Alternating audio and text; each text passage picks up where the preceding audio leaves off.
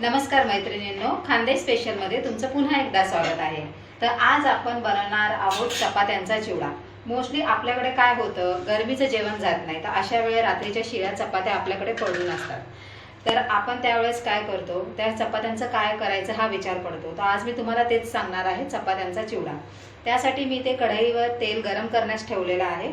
तेल आपलं गरम झालंय, त्यात थोडंसं जिरं व्यवस्थित तडतडल्यानंतर त्यात थोडासा कढीपत्ता, इथे 2 मीडियम आकाराचे कांदे मी घेतले होते, ते आपण कांदे टाकणार आहोत।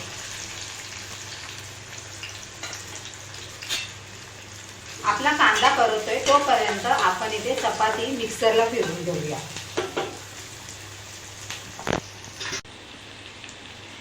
आपला कांदा परततोय तोपर्यंत आपण इथे चपाती मिक्सरला बारीक करून ठेवणार आहोत। आता बघू शकता आपला कांदा व्यवस्थित असा पिंक झालेला आहे, म्हणजे मस्त नरम झालेला आहे।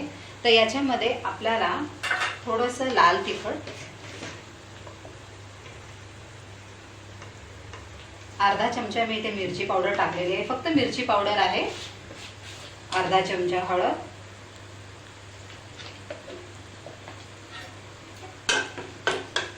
हे मिक्स करून घेऊया।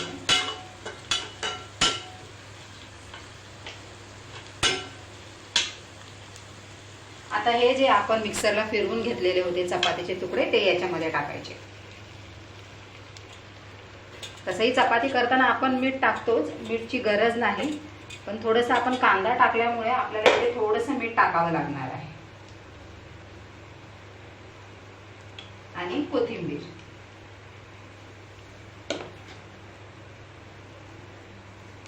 आता हे व्यवस्थित आपल्याला मिक्स करून घ्यायचे। आता हे व्यवस्थित मिक्स झालेलं आहे। तर आता फक्त आपल्याला 5 मिनिटं याच्यावर झाकण ठेवून फक्त एक नरम होण्यासाठी ठेवायचं आहे।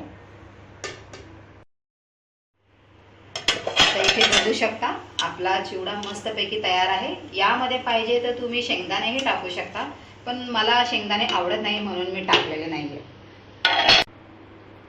तर मस्तपैकी आपला गरमागरम चपातीचा चिवडा तयार आहे। तुम्ही यावर निंबू पिळून खाऊ शकता, खूपच छान टेस्ट लागते।